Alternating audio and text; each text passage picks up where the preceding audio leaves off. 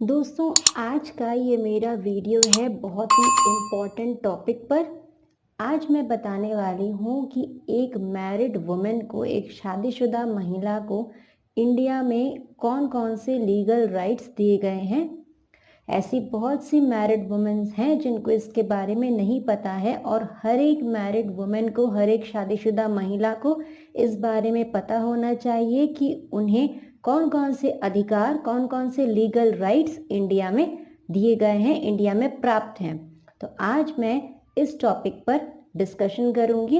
ये बहुत ही एक इम्पॉर्टेंट टॉपिक है, तो मुझे लगा इस पर भी एक वीडियो मुझे बनाना चाहिए।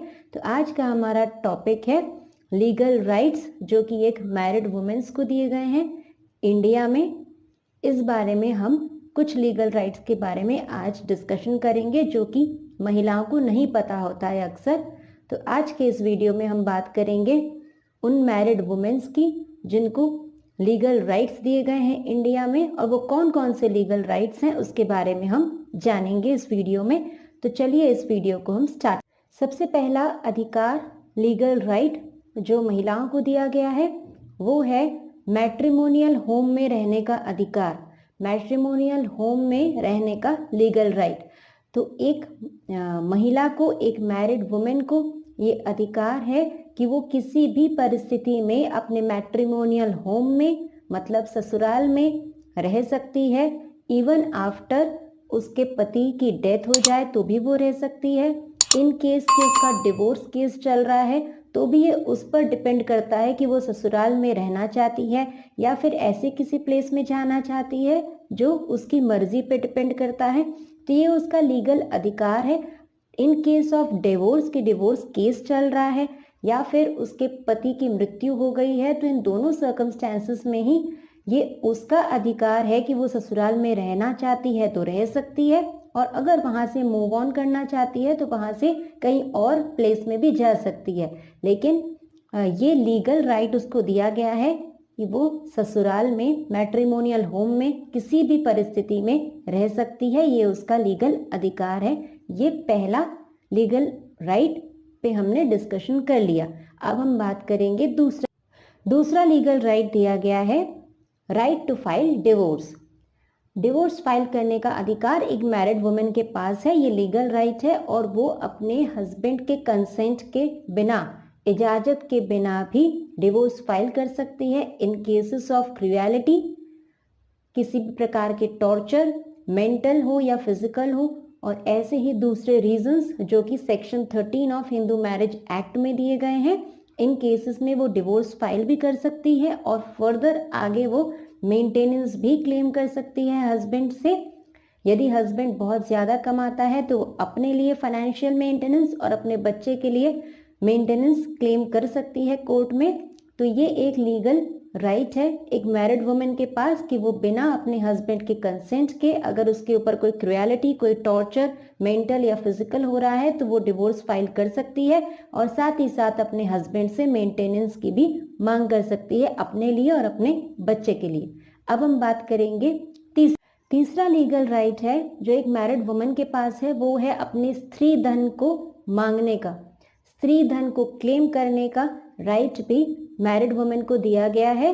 Section 27 of Hindu marriage act में और हिंदू सक्सेशन एक्ट में भी इस राइट के बारे में बात की गई है। इस राइट के बारे में दिया गया है कि स्त्री धन डिमांड कर सकती है, वुमेन अपने स्त्री धन पर क्लेम कर सकती है एज इट्स सोल ओनर, और अगर उसे स्त्री धन नहीं दिया जाता, उससे वंचित रखा जाता है, तो इसके लिए वो कंप्लेन भी फाइल कर सकती है। तो ये लीगल राइट भी एक मैरिड वुमेन के पास है। अब हम बात करेंगे चौथा लीगल राइट जो एक मैरिड वुमेन को दिया गया है, वो है अपने बच्चे की कस्टडी को क्लेम करना। स्पेशली अगर बच्चा 5 साल से कम का है तो वो इसको ये सुप्रीम अधिकार दिया गया है कि वो अपने बच्चे की कस्टडी पर क्लेम कर सकती है, अपनी बच्चे की कस्टडी मांग सकती है। अगर बच्चा 5 साल से कम उम्र का है और इन केस वो ससुराल को छोड़कर जा रही है तो इस केस में भी बिना किसी लीगल ऑर्डर के वो अपने बच्चे को साथ ले जा सकती है। ये उसका लीगल अधिकार है।